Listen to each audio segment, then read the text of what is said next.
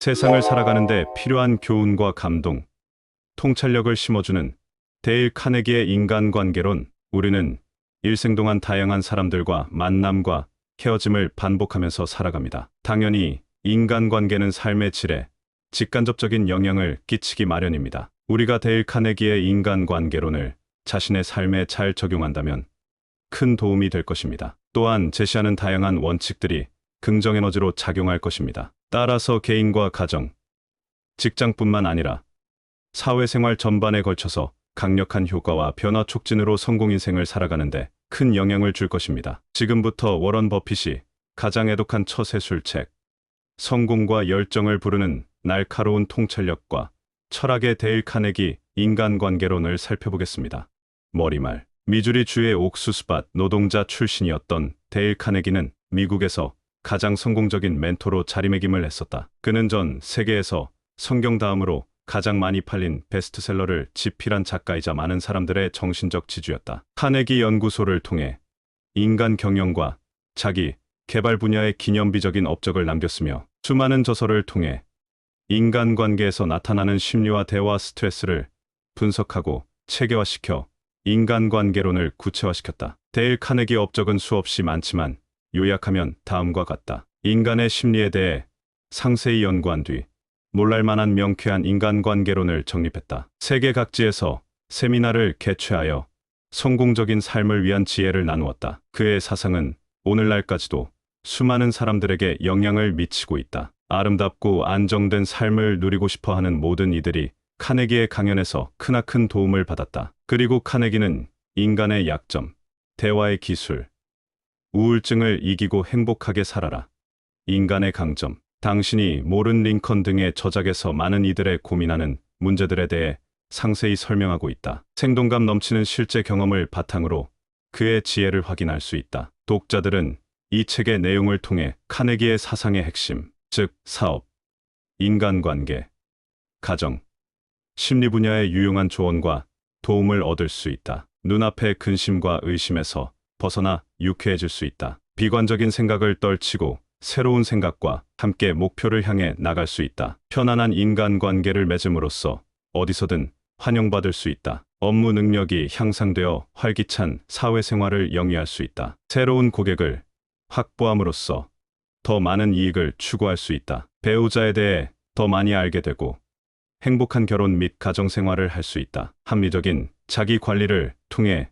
여유로운 삶을 누릴 수 있다. 카네기의 저서는 시대를 초월하여 영원한 베스트셀러로 반세기가 지난 오늘날까지도 수많은 지혜와 영감을 전해준다. 카네기의 따뜻한 지혜와 진지한 충고를 통해 위안과 힘을 얻고 새로운 인생을 열어갈 수 있을 것이다. 옴기니는 이 책이 우리의 인생에서 가장 소중한 보물지도가 되리라 확신한다. 각 장의 내용마다 그 주제에 상응한 다양한 예화가 실려 있는데 여기서는 편의상 생략합니다. 인간관계론, 목차, 1장, 인간의 본성, 비판은 아무런 효과가 없다. 누구나 중요한 사람으로 보이고 싶어한다. 상대방이 원하는 것에 집중하라. 2장, 호감을 얻는 6가지 원칙, 진심 어린 관심과 애정을 보여라. 미소 띤 얼굴로 다가서라. 이름을 기억하라. 상대방의 이야기를 경청하라. 상대방이 좋아하는 것에 주목하라. 칭찬을 아끼지 마라. 3장, 설득에 성공하는 방법, 논쟁을 피하라. 잘못을 곧바로 지적하지 마라. 스스로 잘못을 인정하라. 부드럽고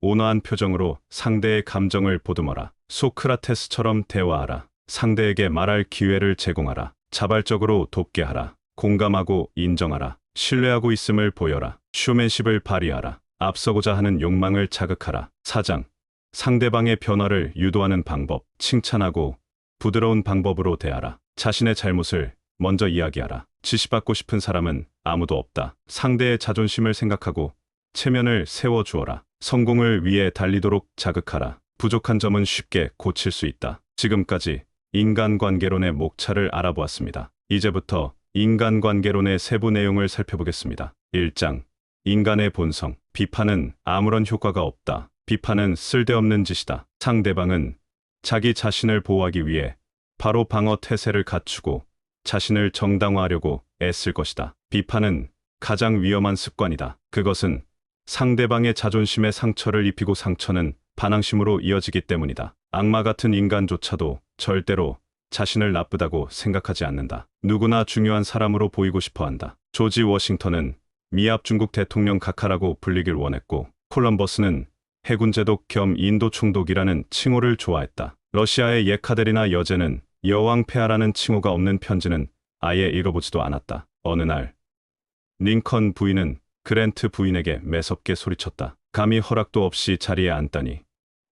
보라, 인간은 모두 인정받고 싶어 하는 욕망이 있다. 인간은 중요한 인물이 되고자 하는 뿌리 깊은 욕망을 지니고 있다. 사람들은 누구나 건강, 장수, 수면, 맛있는 음식, 돈, 미래의 행복, 만족스러운 성생활, 자식들의 건강과 행복, 중요한 사람으로 인정받고자 하는 욕구 등을 소망한다. 이들 대부분은 대개 노력으로 성취할 수 있지만 오로지 인정받고자 하는 욕구만은 혼자 힘으로 해낼 수가 없다. 정신 이상자들은 이미 스스로의 문제를 해결했기에 정상인들보다 훨씬 행복하다. 언제든지 내키는 대로 100만 달러짜리 수표에 서명을 하거나 유명인사에게 초청장을 돌릴 수 있으니 말이다. 이들은 환상의 세계 속에서 인정받고 싶은 욕구를 채워간다. 상대방이 원하는 것에 집중하라. 물고기를 잡을 때에는 물고기가 좋아하는 미끼를 써야 한다. 하물며 사람의 마음을 움직이게 하려거든 그 사람이 원하는 것이 무엇인지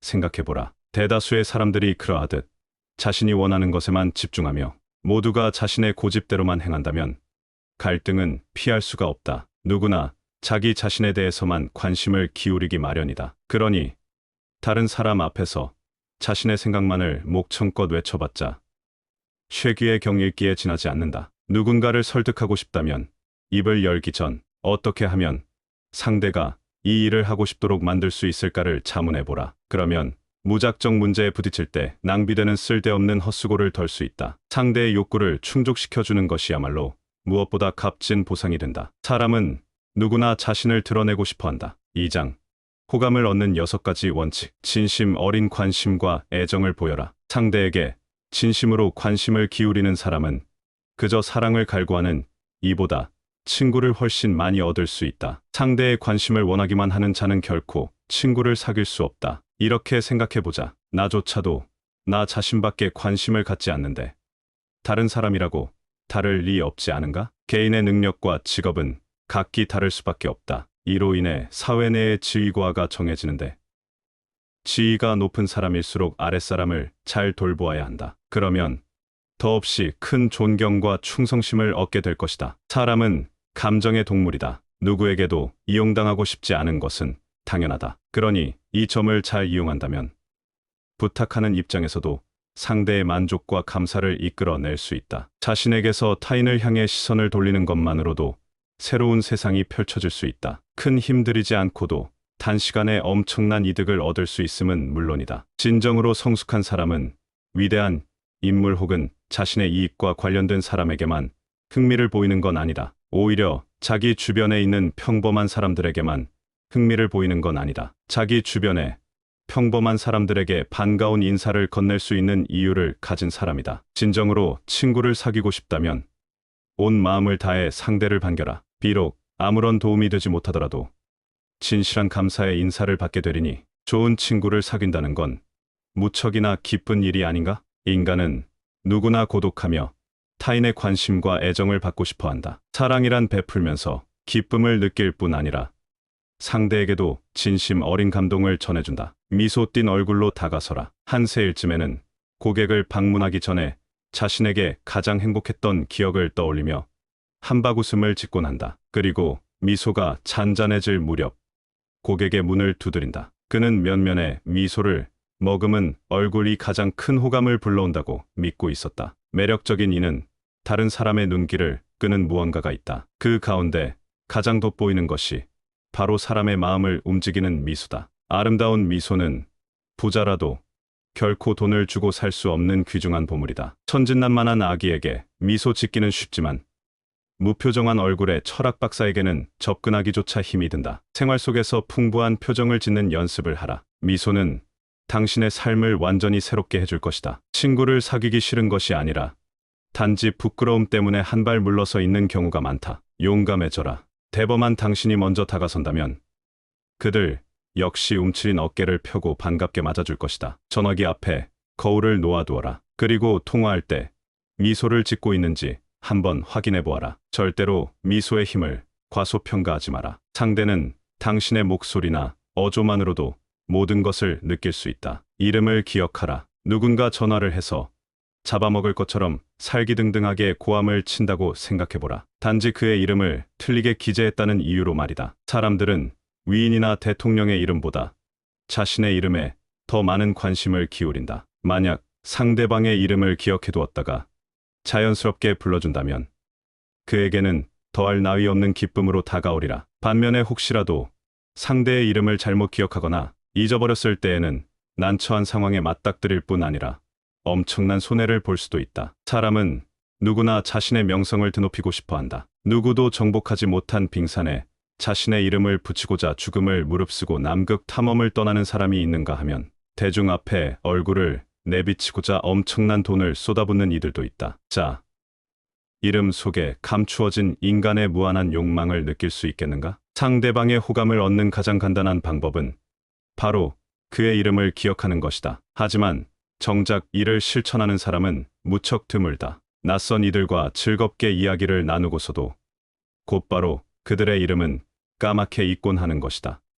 보라, 모든 사람이 성공할 수 없는 이유는 바로 여기에 있다. 대부분의 사람들은 상대방의 이름을 기억하는데 주의를 기울이지 않는다. 때문에 매번 만날 때마다 낯선 분위기가 이어지며 또 다시 관계를 맺는데 시간을 낭비해야 한다. 당신이 상대방의 이름을 기억한다면 그도 당신을 기억해 줄 것이다. 상대방의 이름을 기억하는데 수고를 아끼지 마라. 상대방의 이야기를 경청하라. 당신과 대화하는 그 사람은 다른 어떤 것보다 자기 자신의 문제, 필요에 대해 관심이 많다. 수백만 명의 사상자를 낸 천재지변보다 자신의 치통이 더욱 절실한 문제인 것이다. 아프리카에서 40여 차례나 발생한 심각한 지진 역시 자신의 목에 난 종기보다 대단하지 않은 법이다. 그러니 누군가와 대화를 할 때에는 이 점을 반드시 기억해라. 어떤 모임에 참가했을 때 말을 많이 할수록 신이 났던 경험이 있을 것이다. 이때 자신의 이야기를 잘 들어주는 사람에겐 절로 호감이 가지 않던가? 자, 입장을 바꿔놓아도 마찬가지다. 그러나 상대방의 호감을 얻고 싶다면 실컷 말할 수 있도록 잠자코 들어주어라. 자기 이야기만 하는 사람은 영원히 자신의 틀에서 벗어나지 못한다. 그리고 자기 생각만 하는 사람 역시 구제불능이다. 이때는 아무리 좋은 교육을 받았더라도 아무런 소용이 없다. 그러나 비난을 면하고 싶다면 상대방이 더 많이 말할 수 있도록 해주어라. 즉, 좋은 청자가 되는 것이다. 경청하는 행위에 내포된 존경과 칭찬을 거부할 사람은 아무도 없다. 고객의 불평이 표면적으로 사회정의를 위한 듯하지만 자기의 존재를 인정받고 싶은 욕구를 불평, 불만, 원망 등으로 표출한 것일 수 있다. 인정받고 있다는 생각이 든 순간 모든 불만이 사라져 버린 것이다. 투덜이를 달랠 수 있는 방법은 단 한 가지이다. 동정심과 인내심을 갖고 귀를 기울여 주어라. 그리하면 그의 부드러운 면모를 볼 수 있으리라. 리더스 다이제스트에 이런 구절이 있다. 사람들은 고통 속에서 의사를 찾아가지만 실제로는 그저 자기 이야기를 들어줄 사람이 필요할 뿐이다. 유명인사든 평범한 사람이든 누군가 자신의 이야기를 들어줄 때는 무척 기뻐한다. 그러니 상대방에겐 관심도 없이 온통 자기 이야기만 늘어놓는 사람이라면 비호감이지 않겠는가? 상대방이 좋아하는 것에 주목하라. 사람들을 끌어당기는 인간 자석이 되는 데는 단 한 가지의 비결이 있다. 심오한 지식이나 화려한 말솜씨보다는 질문할 줄 아는 능력, 상대방의 마음을 열 수 있는 힘이 바로 그것이다. 대화란 총성 없는 전쟁이며 치열한 두뇌 싸움이다. 그러니 철저한 준비 없이는 결코 이길 수가 없다. 대화를 통한 윈윈 전략을 구상한다면 반드시 상대방의 관심사에 대해 확실하게 파악해야 한다. 누구에게나 가려운 곳은 있기 마련이다. 그곳을 긁어줄 능력만 있다면 성공은 눈앞에 있는 것과 마찬가지다. 상대방에 관한 이야기를 꺼내라. 그러면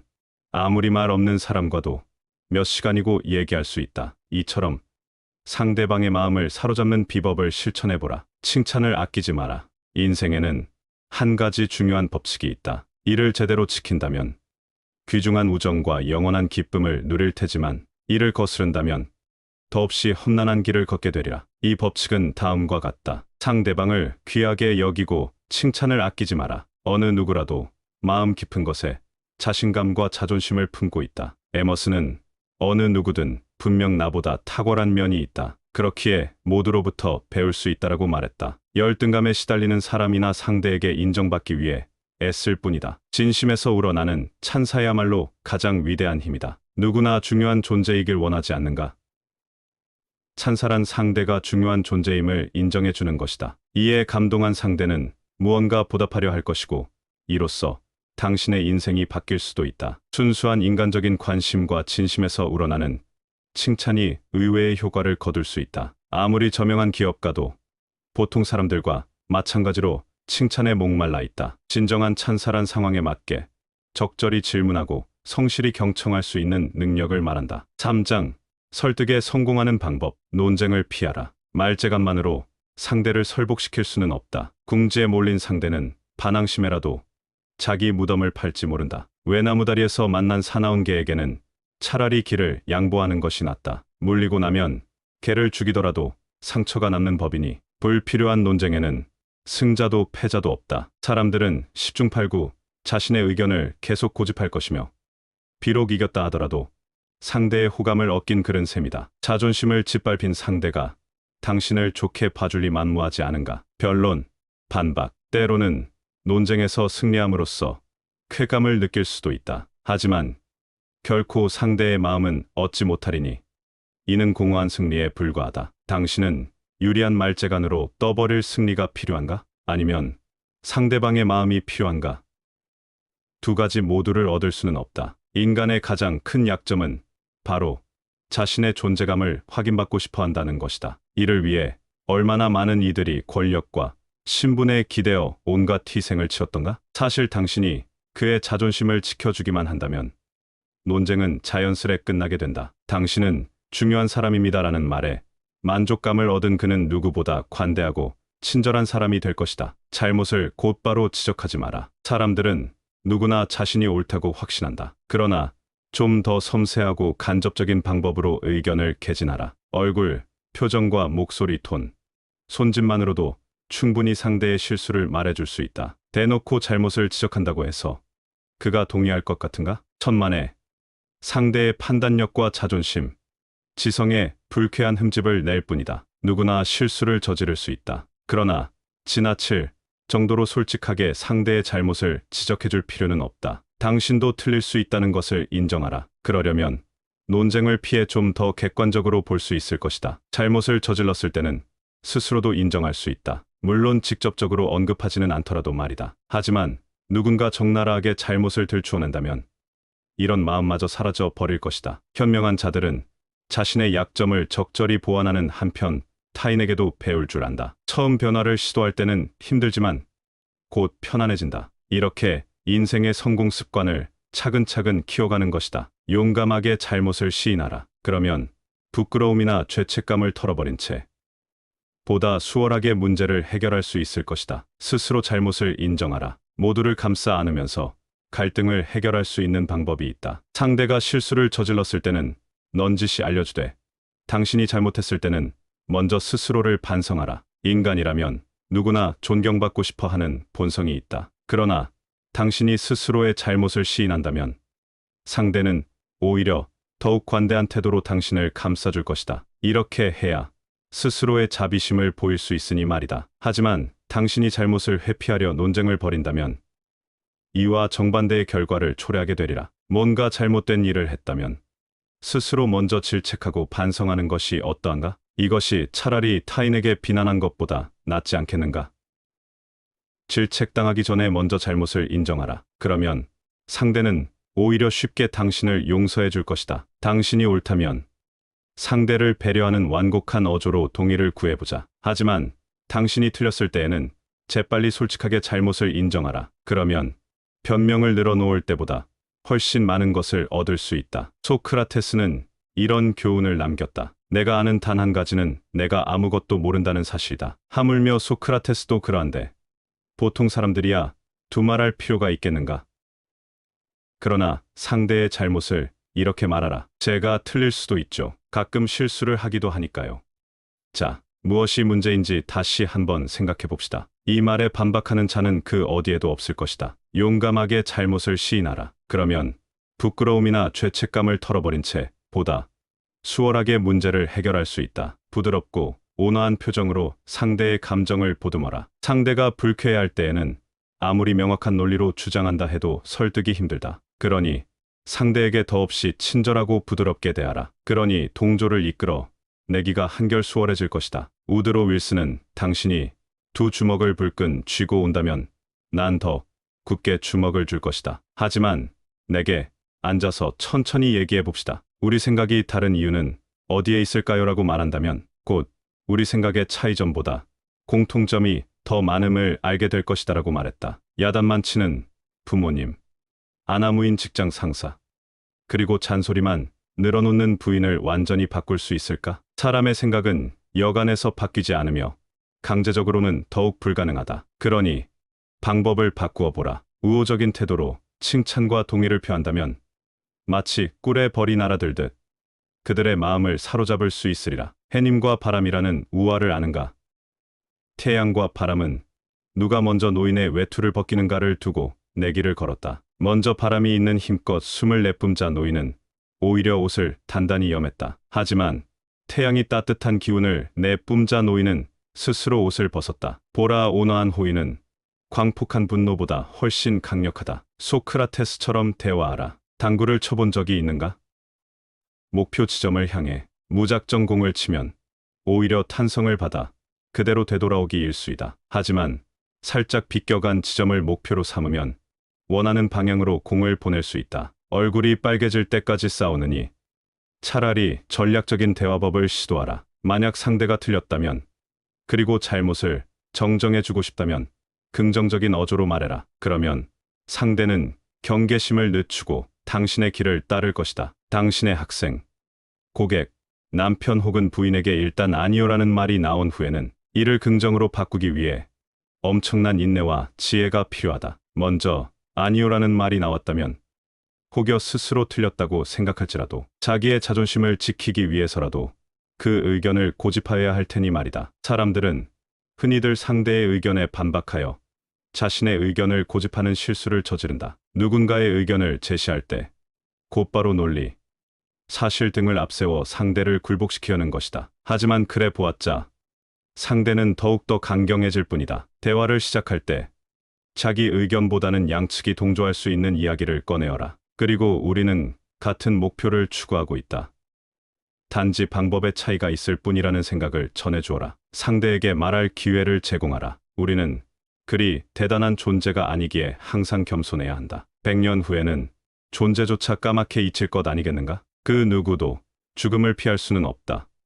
삶이란 일이 짧고 덧없을진데 아무리 잘났다고 떠들어봐야 무슨 의미가 있겠는가? 차라리 그 시간에 타인의 지혜를 쫓는 것이 낫다. 사람들은 흔히들 달변가가 되면 사람들이 신뢰할 거라고 오해한다. 하지만 실제로는 상대에게 말할 기회를 주는 것이 더욱 가치 있는 선택이다. 많은 이들이 상대를 설득시키지 못하는 이유는 말을 못해서가 아니라 말을 너무 많이 하기 때문이다. 이는 세일즈맨들이 흔히 저지르는 실수이기도 하다. 상대방의 자랑을 묵묵히 들어줄 수 있는 사람은 거의 없다. 친구들과 함께 있을 때도 자기 얘기만 늘어놓기 바쁘지 않은가? 그러니 별 의미도 없는 자기 얘기를 늘어놓느라 상대를 지치게 만들지 마라. 자발적으로 돕게 하라. 상대에게 어떤 일을 하도록 만드는 방법은 단 한 가지뿐이다. 이 방법에 대해 차분히 고민해 본 적이 있는가?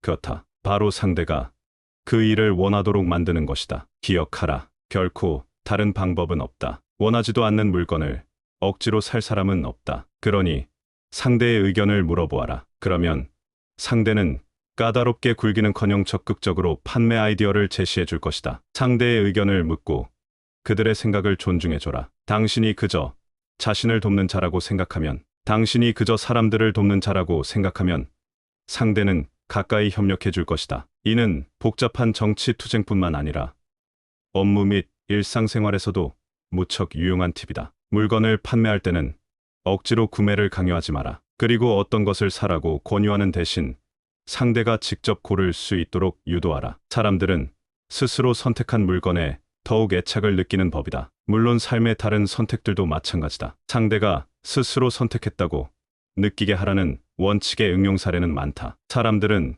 때로 타인을 위해 기꺼이 자신의 몫을 포기하기도 한다. 공감하고 인정하라. 치열한 설전과 논쟁을 그치고 우호적인 협력을 이끌어내고 싶은가?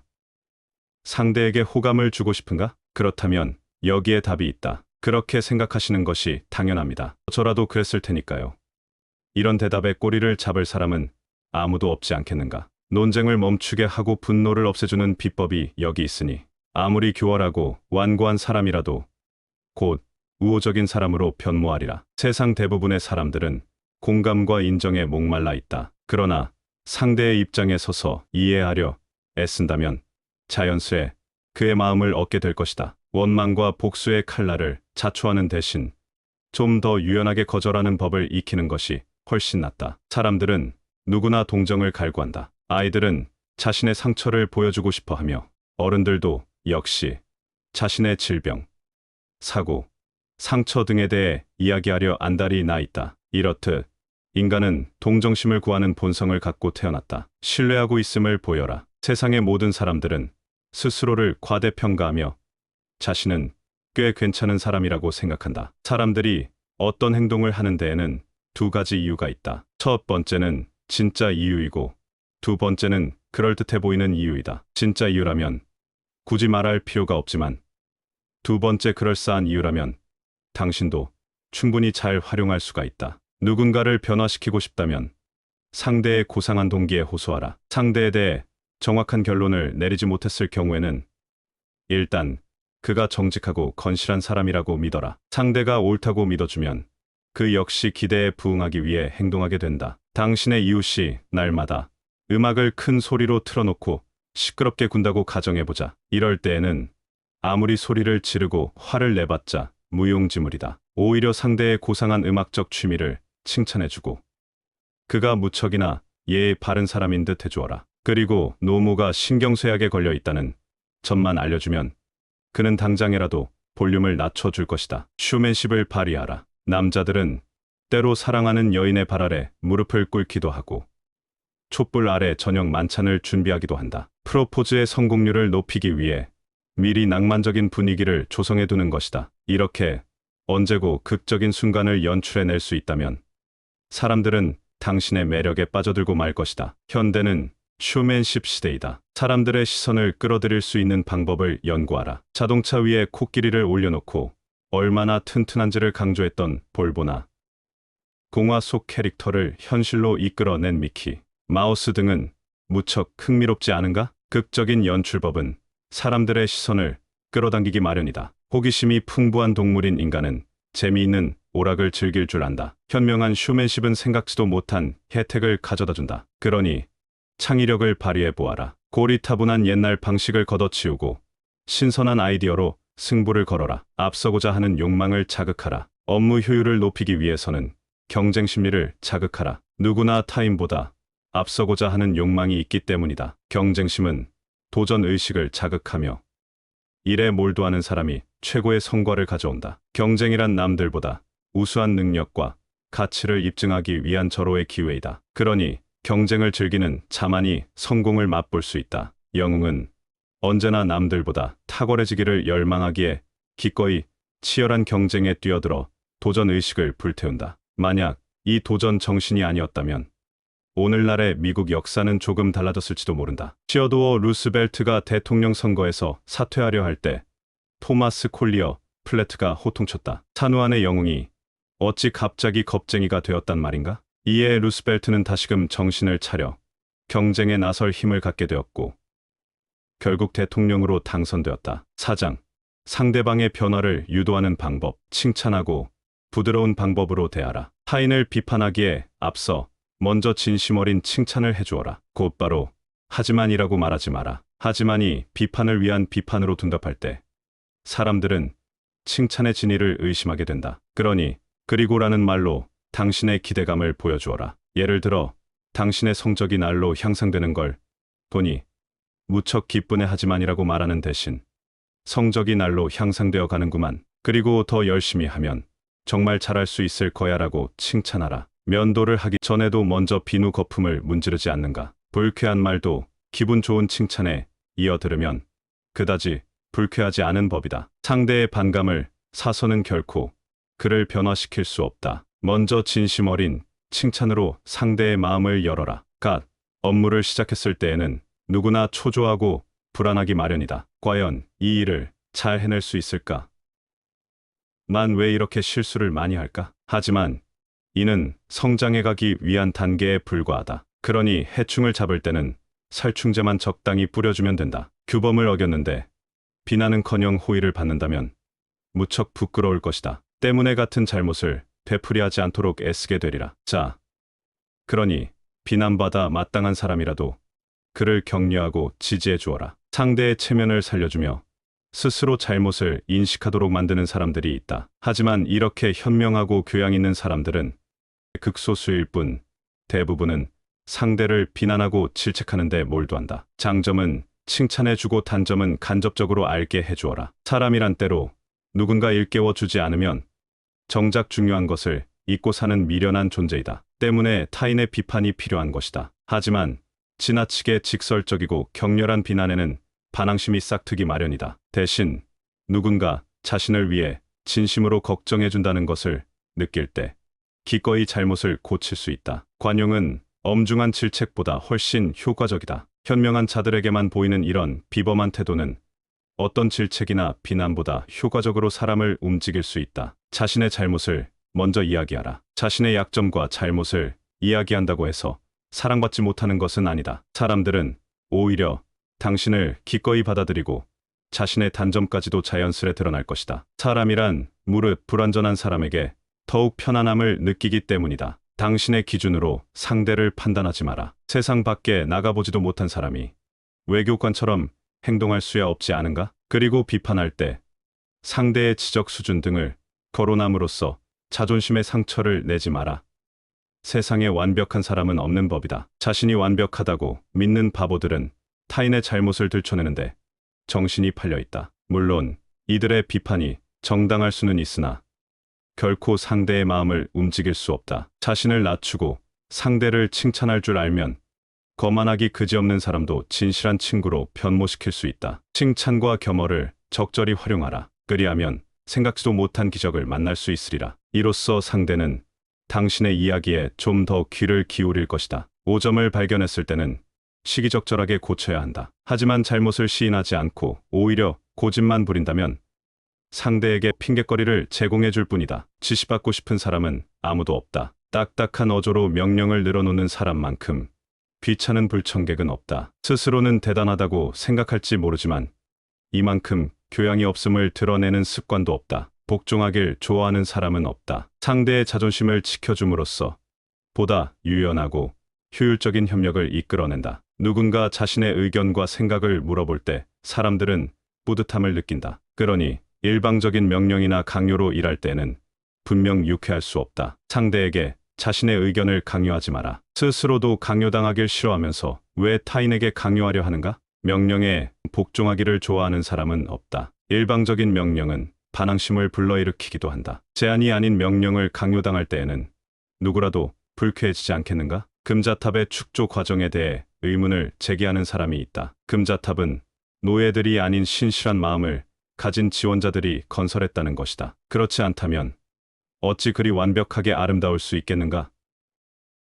여기서 우리는 한 가지 교훈을 얻을 수 있다. 온 마음을 쏟아 행하는 일만이 비로소 완벽해질 수 있다는 것이다. 명령과 압제 속에 억지로 행하는 일은 결코 완벽히 아름다울 수 없다. 상대의 자존심을 생각하고 체면을 세워주어라. 누구에게나 자존심은 있으며 사람들은 이를 위해 어떤 대가라도 감수할 준비가 되어 있다. 인간의 가장 큰 약점은 체면을 중시한다는 것이다. 그러니 자신의 체면뿐만 아니라 타인의 체면도 지켜줘야 한다. 누구나 최후의 심리 방어선을 갖고 있는데 일단 이것이 무너지면 결국 자위라는 수단에 도달할 수밖에 없다. 이는 스스로를 보호할 수도 혹은 무너뜨릴 수도 있는 것이다. 사람의 자존심에 상처를 주는 행위는 범죄나 다름없다. 중요한 것은 당신이 그 사람을 어떻게 생각하느냐가 아니라 그 사람이 스스로를 어떻게 생각하느냐 하는 것이다. 상대가 틀렸다면 그 자신이 당신보다 더 잘 알고 있을 것이다. 그러니 비난과 질책을 늘어놓기보다 관용과 위로를 보여주어라. 그리하면 상대는 당신의 배려에 감동하여 더욱 자신을 부끄러워할 것이다. 사람들은 상대의 잘못을 꼬집어내어 기분을 상하게 하는데 일가견이 있다. 하지만 타인을 비판하여 얻는 것이 무엇란 말인가? 사람이라면 누구나 자존심을 갖고 있다. 만약 상대가 당신을 함부로 대한다면 당신은 어떻겠는가? 사람은 체면을 중시하는 동물이다. 심지어 체면을 지키기 위해 목숨을 버리는 경우도 있지 않은가?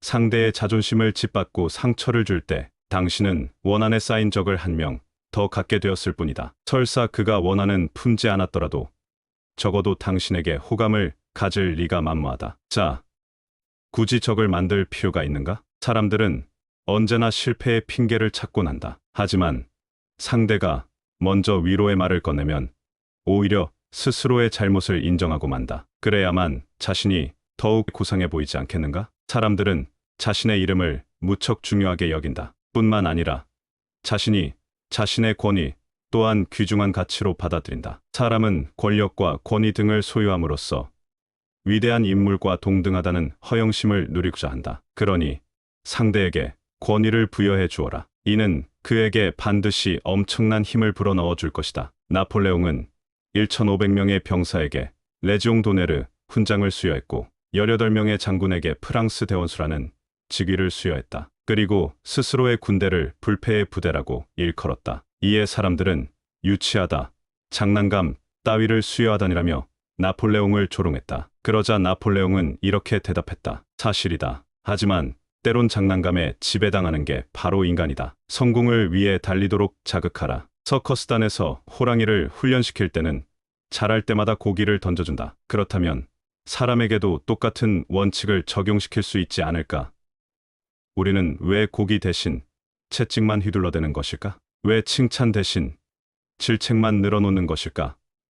조그만 발전이라도 칭찬해주자. 칭찬의 힘은 위대하다. 하버드 대학의 윌리엄 제임스 교수는 인간의 잠재성에 대해 이렇게 평했다. 우리는 인간의 잠재 능력에 비추어 보아 고작 절반 정도 깨어 있을 뿐이다. 현재 우리가 사용하는 힘은 인간 잠재력의 극히 일부에 불과하다. 누구나 타고난 재능이 있다. 다만 그 재능을 찾아냈을 때는 성공을, 찾지 못했을 때는 실패를 맛볼 뿐이다. 그러니 어느 누구도 업신여기지 마라. 지금 그가 하는 일은 단지 그에게 어울리지 않을 뿐이다. 만약 제대로 된 방향을 찾아간다면 그 역시 무한한 능력을 발휘할 수 있으리라. 누구나 다른 사람에게 인정받고 싶어 한다. 이제 당신의 인생을 되돌아보라. 몇 마디 칭찬으로 인생의 전환점을 맞이한 적이 있었던가? 당신을 칭찬해준 사람을 평생 고마운 사람으로 기억하고 있지 않은가? 이제는 당신이 그 사람의 역할을 맡을 차례이다. 칭찬과 격려에는 인생을 바꾸는 힘이 있다. 옛말에 개에게 목줄을 채우는 대신 좋은 이름으로 불러주어라는 말이 있다. 좋은 평가는 변화의 힘을 가져다준다. 그러니 도적에게 성실한 자라는 믿음을, 사기꾼에게 점잖은 신사라는 호평을 해주어라. 그리하면 도적과 사기꾼조차도 그 평판을 지키기 위해 좋은 사람으로 거듭날 것이다. 없는 미덕이라도 마치 갖고 있는 것처럼 행동하면 결국 생각대로 이루어지게 된다. 자, 이 원리를 타인에게도 적용해보라. 대개의 경우 그는 당신을 실망시키지 않기 위해 더욱 열심히 노력할 것이다. 사람들은 보통 자신의 능력을 인정받고 있다고 느끼면 이에 부응하기 위해 더욱 열심히 하게 된다. 자신의 명성에 흠집을 내고 싶은 사람은 없기에 목숨을 걸고라도 최선을 다하는 것이다. 사람들은 보통 성공한 자에게 찬사를, 실패한 자에게는 비난을 쏟아내기 일쑤이다. 하지만 이러한 냉혹하고 매정한 말들이 실패자를 더욱 궁지로 몰아간다는 사실을 아는가? 현명한 이들은 성공한 자에게 겸손을 가르치기 위해 찬사의 말을 줄이는 대신 실패자에게 더욱 많은 격려와 칭찬을 하는 법이다. 상대가 아무리 큰 잘못을 저지르더라도 비난하거나 질책하지 마라. 대신 아주 작은 진전이라도 칭찬해 주어라. 그리하면 상대는 완전히 새로운 발전을 보여줄 것이다. 당신이 당신의 자녀나 배우자 혹은 직원에게 멍청하기 그지없군, 재능도 없고 말이야, 완전히 엉망이야라고 말한다면 그들의 계승 의지를 완전히 꺾어놓는 것과 다름없다. 그러니 이와 반대로 더욱 칭찬해주고 격려해 주어라. 단지 재능을 발휘할 기회가 없었을 뿐이라고 자신감을 북돋아 주어라. 그리하면 그들은 최선을 다해 좋은 성과를 보여줄 것이다. 부족한 점은 쉽게 고칠 수 있다. 상대가 기꺼이 당신을 위해 일하도록 하려면 그가 당신에게 얼마나 중요한 존재인지, 그리고 업무 자체가 그 자신에게도 도움이 되는 것임을 분명히 알게 해주어라. 히틀러의 압제 아래에 고통받던 어느 부유한 유태인이 줄곧 도움을 줘왔던 독일인 은행가에게 도움을 청했으나 거절당하고 말았다. 하지만 이 은행가는 부유한 유태인 대신 그동안 자신이 돌봐왔던 가난한 유태인 가족을 구해주었다. 그렇다. 절박한 순간에 도움을 주는 사람은 평소 당신이 애써 돌봐주었던 사람이 아니다. 바로 당신을 도와주었던 사람인 것이다. 이것이 잊지 말아야 할 도움의 심리학이다. 보통의 경우에 거절당하면 화가 나거나 원망이 쌓이기 마련이다. 그러니 완곡한 어조로 상대의 체면을 세워주면서 또 다른 선택 사항을 제시하는 것이 중요하다. 나보다 훨씬 나은 적격자가 있음을 알려주는 것이다. 그러면 상대는 당신의 거절에 상처받기보다 새로운 가능성에 눈을 돌리게 된다. 지금까지 데일 카네기의 인간관리론을 살펴보았습니다. 이상과 같이 인간관계론은 우리의 삶에서 인간관계의 중요성과 사람을 다루는 기술이 인생의 성공 여부에 결정적인 역할을 하는 것을 알 수 있습니다. 인간관계론에서 제시하는 내용은 단순한 처세술이 아니라 진심 어린 관심과 배려가 사람들의 마음을 움직이는 핵심인 것을 알 수 있습니다. 또한 이 원칙들이 직장뿐만 아니라 가정, 사회생활에서도 강력한 효과의 발휘와 적극적인 실천을 독려합니다. 따라서 데일 카네기의 인간관계론에서 제시한 원칙들을 실천할 때 단순히 기술이 아니라 태도와 철학으로 받아들이면 삶의 질이 달라짐을 알 수 있을 것입니다. 이렇듯 인간관계에서 진정성을 갖고 상대를 대하는 것이 중요하며 이를 지속적으로 실행해야 함을 깨달아야 할 것입니다. 우리는 지금까지 살펴본 것처럼 인간관계가 제대로 실행된다면 삶의 질 향상과 선순환 인생을 살 수 있을 것입니다. 지혜어브 유튜브의 구독과 좋아요는 저에게 큰 힘이 됩니다. 감사합니다.